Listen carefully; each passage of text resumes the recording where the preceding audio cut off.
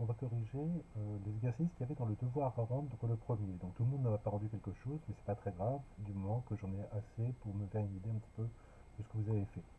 Alors, le premier exercice était de déterminer tous les graphes simples possibles non isomorphes d'ordre n avec n entier plus petit que 4. Donc allons-y, alors je vais le corriger à la main. Hein. Alors, donc je vais mettre exo 1 déjà. Ok, donc qu'est-ce qu'on veut pour n est égal à 1, c'est-à-dire, donc ça c'est l'ordre du graphe, hein, donc c'est-à-dire que le graphe G admet un seul sommet. Eh bien, il n'y en a pas beaucoup hein, de graphes, puisque bah, vous avez votre sommet ici, et puis bah, c'est tout, vous pouvez même pas faire de boucle pour l'instant, hein, on veut que des graphes simples, donc il n'y a qu'un seul graphe non isomorphe. À isomorphisme près.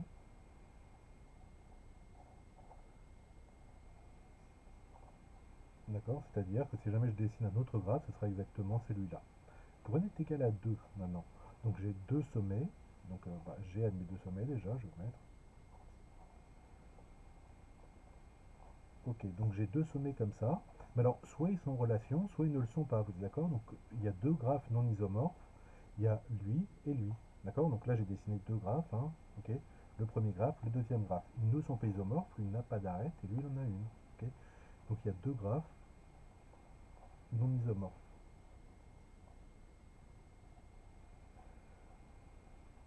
Ok, pour n est égal à 3.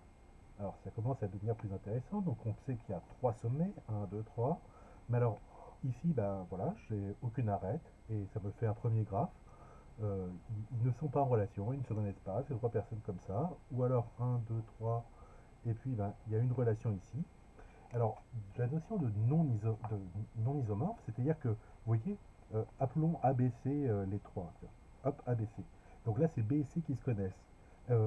Jamais je vous dis c'est A et B qui se connaissent, ça fait un autre graphe, il est différent. Mais il est isomorphe parce que entre hop, ces deux graphes-là, entre celui-là et celui-là, il y a un isomorphisme clair, d'accord? Par exemple, B, vous le laissez là, C, vous le faites permuter sur A et A sur C, d'accord? Et vous voyez que cette arête-là est envoyée sur cette arête-là, lui, il est tout seul comme lui. Voilà. Et donc ça, les deux définissent la même structure. Ce sont deux graphes différents, si jamais je remets A, B, C. Donc ils sont différents en graphes, mais ils sont isomorphes, c'est-à-dire il y a un tout seul et puis les deux autres qui se connaissent. Ok? Et là, c'est les deux qui se connaissent ici et lui qui est tout seul. Mais c'est la même structure. Et c'est ça la notion d'isomorphisme. D'accord? Donc il n'y a qu'un seul graphe avec une arête à isomorphisme près. Avec deux arêtes maintenant. Donc bah, ça me fait ça. D'accord? Et c'est tout. J'ai pas d'autres possibilités. Puisque pareil, voilà. Ok? Et à trois sommets, à trois arêtes, pardon, eh bien j'ai ça. Ok? Donc tous les graphes que j'ai dessinés maintenant sont non isomorphes. Il y en a un avec aucune arête, un seul avec une arête, il y en a un avec deux arêtes, un avec trois arêtes. Et maintenant, alors c'est là où ça commence à devenir vraiment intéressant, c'est n égale 4. Ok, donc on va mettre un petit carré pour les sommets. Voilà. Bon, bah voilà, donc 4 personnes qui ne se connaissent pas, ça me fait mon premier graphe non isomorphe. Ensuite, donc je vais mettre une arête quelque part, et c'est bon. Euh, tous les, tous les graphes à 4 sommets avec une arête seront isomorphes à celui-là. D'accord? J'espère que vous voyez pourquoi. Oh, je vais le faire, allez. Je vais mettre A, B, C, D. D'accord? Bon, d'accord. Alors, tant pis, je prends ici. D'accord? Par exemple, je mets là, d'accord? Je vais pas mettre A, B, C, D, je vais mettre, bon, je vais mettre des primes, A prime, B prime, C prime, D prime. Ok? Donc cette arête-là, donc quel serait mon isomorphisme? Donc F, il partirait, donc il envoie ces quatre sommets-là, A, B, C, D, sur qui? Alors ce qui est important, c'est que C, par exemple, sera envoyé sur B', il pourrait aussi être envoyé sur D', hein, d'accord? Mais C, c'est quelqu'un, il connaît le D, donc C, il va être envoyé sur B', D, donc il va être envoyé sur D', et puis après, A et B, bah, comme je veux, hein, ils sont envoyés, A, il peut être envoyé sur A' ou sur C', d'accord? Bon, hop, C' et A', ok? Et ceci va me donner un isomorphisme de graphe. C'est-à-dire, pourquoi? Parce que donc c'est déjà une bijection, vous voyez que je pars bien de ABCD, j'arrive dans A', B', C', D', donc c'est injectif, surjectif, et La seule condition que j'ai, c'est-à-dire que l'arête CD, donc l'arête CD que je vois ici, est envoyée sur B'D', qui est bien l'arête du graphe final. Ok, voilà, donc tout graphe hop, qui a 4 sommets et une seule arête est forcément isomorphe à celui-ci. Donc voilà pour ceux qui ont une arête, ceux qui ont deux arêtes. Alors 1, 2, 3, 4 sommets et deux arêtes. Alors je peux avoir ça, d'accord, mais je peux aussi avoir un, 2, 3, 4 sommets, ceci. Vous êtes d'accord? Ces deux graphes-là ne sont pas isomorphes. Pourquoi? Parce que là j'ai un sommet de degré 2, lui il connaît les deux personnes, alors que là il n'y a personne qui connaisse qui est deux voisins, quoi. Ok, lui il a un voisin, lui il a un voisin, lui il est tout seul, enfin voilà. Donc là, structurellement, si vous voulez, c'est deux graphes réellement différents, non isomorphes. Ok, encore une fois, si jamais je fais un graphe, par exemple, tac tac, d'accord, lui, bah, il va être exactement lui, hein, d'accord, je suis obligé d'envoyer le sommet de degré 2 sur le sommet de degré 2, les deux voisins sur les deux voisins, le tout seul sur le tout seul, ok.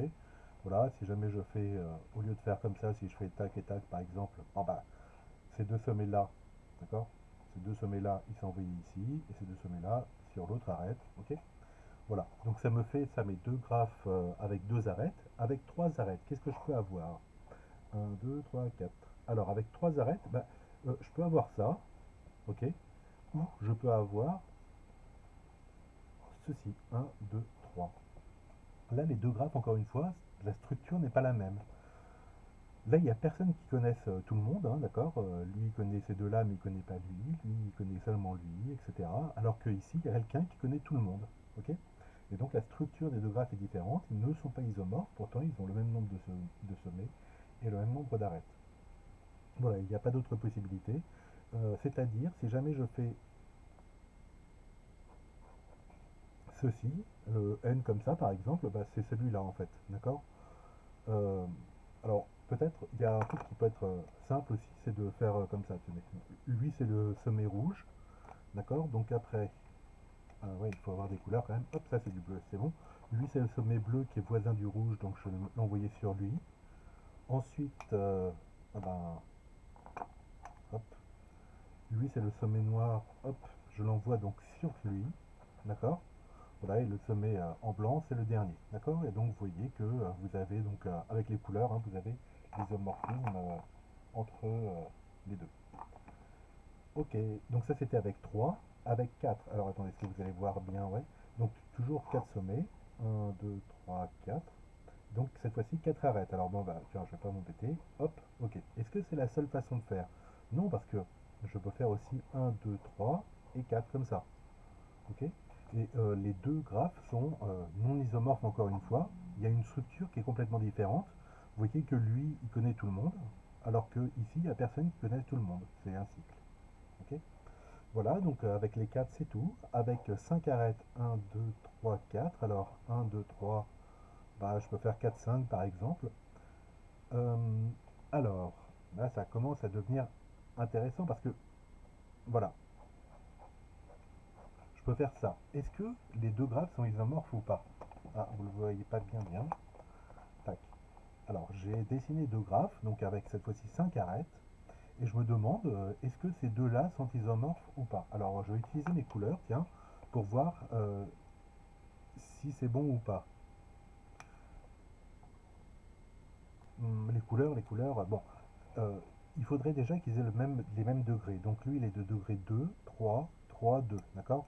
Donc la suite de degrés, ce serait 2, 2, 3, 3. Et là, la suite de degrés, c'est aussi 2, 2, 3, 3. Ok. Donc ce sommet-là a trois voisins, forcément, il est envoyé sur l'un des deux sommets à trois voisins, enfin de degré 3, quoi. Donc par exemple sur lui, ok? Ensuite, le deuxième sommet a trois voisins. Ah bah là, c'est lui. Il va être envoyé sur lui ici, ok, nécessairement. Puis, euh, bah, je vais prendre par exemple lui en bleu. Alors en bleu, il est à la fois voisin du noir et du rouge, donc a priori c'est ça, voilà. Et enfin, le dernier sommet, il est voisin du rouge et du noir, ce qui est le cas ici. Donc c'est bien isomorphe, et vous voyez l'isomorphisme, c'est-à-dire le sommet en rouge ici est envoyé sur le sommet en rouge, etc. Ok. Donc en fait, il n'y a qu'un seul graphe pardon, à 4, n est égal à 4, et m, le nombre d'arêtes, est égal à 5. Ok, les deux, ici et ici, sont isomorphes, même si ça ne se voit pas forcément du premier coup d'œil. Et enfin, il me reste le graphe complet avec toutes les arêtes, c'est-à-dire 6 arêtes. Voilà, et lui, il est tout seul. Ok, voilà, donc combien y avait-il de graphes à 4 sommets non isomorphes? Il y en avait 1, 2, 3, 4, 5, 6, 7, 8, 9. D'accord, sachant que celui-là, c'est le même que lui. Donc il y en avait 9 ici. Ah, vous ne le voyez pas le dernier, il était là, c'était le graphe complet. Donc voilà pour ce premier exercice. J'espère qu'avec la correction, tout est clair maintenant.